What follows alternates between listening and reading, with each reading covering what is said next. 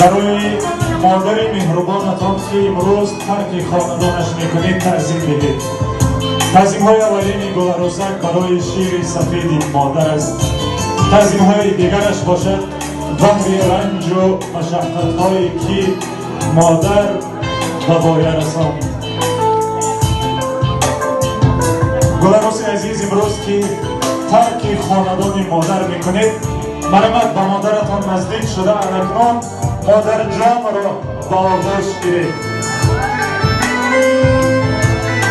مادر تو را دوست دارم، تو را ای مادری جان. مادر چه خوشنام چون ماهی تابان و مثل آن ماهی روشن و رخشنده هستی و من یکتای و زیبا و ارزنده هستی. اکنون گلروز عزیز برای مادر داماد تعظیم های شما، زیرا از همین روز اعتبارا شما را همچون فرزند خود به حیث فرزندانشان در خاندانشان قبول کردند. برآمدن اکنون آغوش گیرید مادر داماد را. صد جان و دل فدای یک مدعای مادر، فتح و کشایی شارد دست دعای مادر. از ثروت و ز شهرت گر بر فلک زنم سر، تنظیم میکنم باز در پیش پای مادر.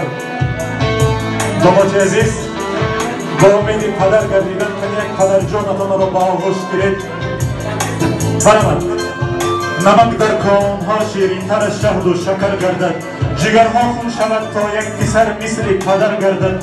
پدر از ذوق دل در کودکی دست پسر گیرد، با امیدی که در پیری پسر دست پدر گیرد. مبارک باشد، مبارک باشد، مبارک امروز روز عاشقان، مبارک امروز بزم دو جوان.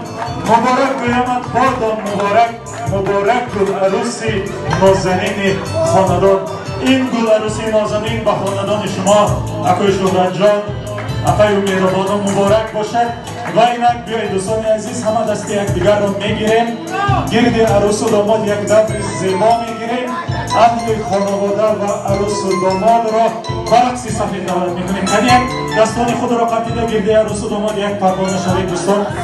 یک لحظه خاطرمانی که امروز این لحظه به صف گرفته می شود، مخصوصا در این یک روزی نشاط و پر از محبت. این روزی عروس و داماد است. برآمد اینجا یک سرودی زیبا تنها برای عروس و داماد عزیز، دیگرها همه گرد عروس و داماد یک دبر زیبا میگیریم. رفتیم با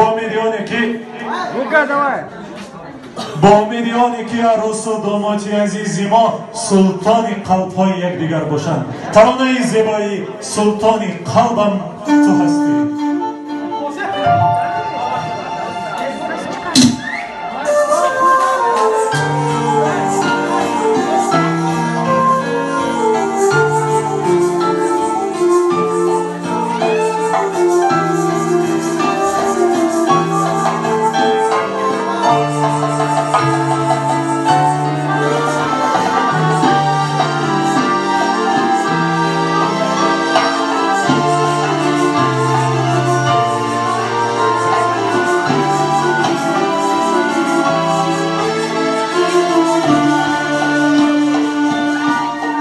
یک دل میگم میرم میرم، یک دلم میگم نرم نرم، طاقت ندارم دلم زیبا بی تو چگونم.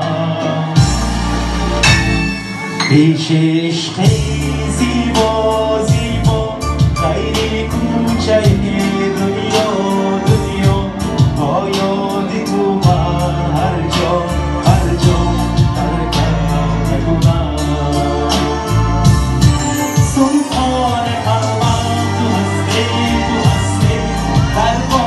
های دلم را